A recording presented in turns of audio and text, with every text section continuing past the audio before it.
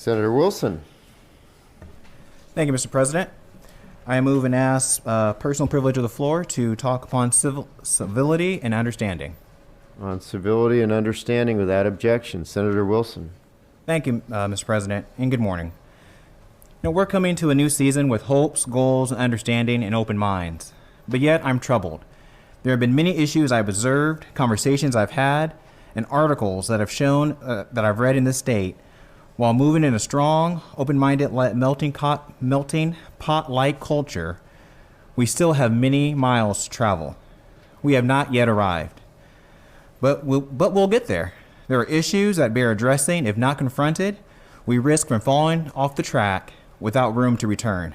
Mr. President, false accusations make the top headlines. Legitimate plights of the accuser go ignored because of a serious cry of wolf.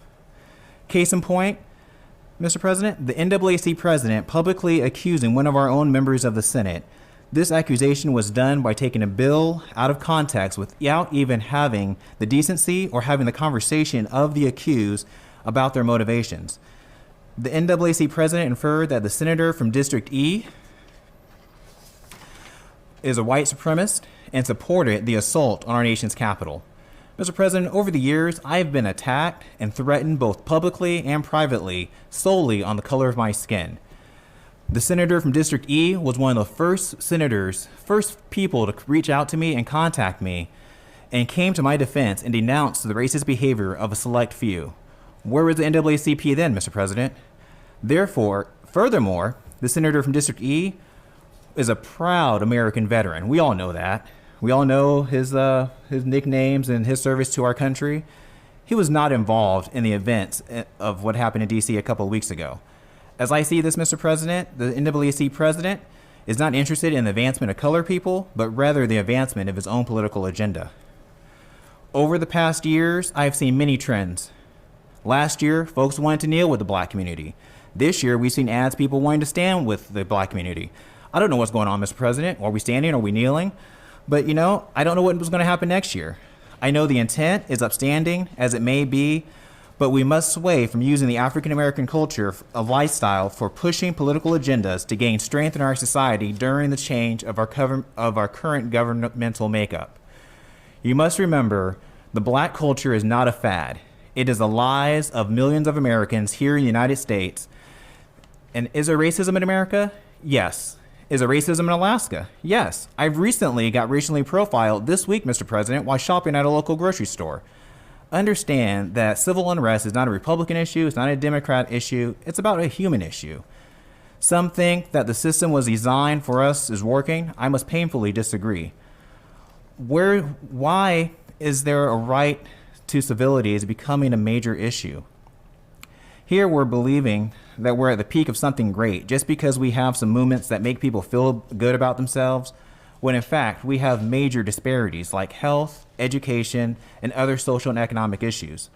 I want to be clear. I don't believe in the argument that Black lives matter or all lives matter. I believe that all lives have value. That value for me starts at conception and ends at death. Value is added by one's acts through life and not by the color of their skin.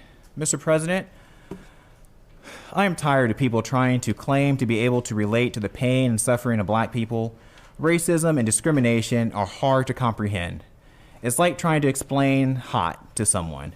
They truly will not understand until they not only feel the heat, but until they have scars from the burns.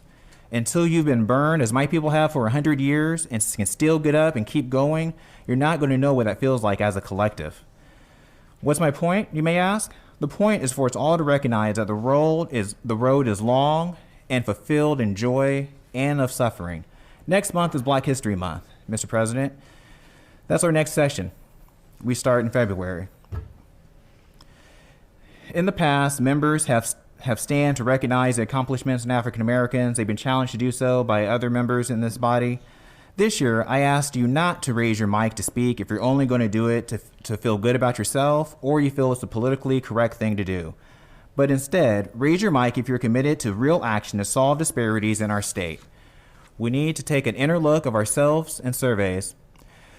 When we can freely admit that there are disparities in America and in Alaska and seek them out, we will be able to plan for a strong recovery, forward path movement of positivity. And I submit to you a verbal acknowledgement, and I wait a positive result within. For my family, my friends, and colleagues, thank you for your support, and thank you for your time and listening and effort.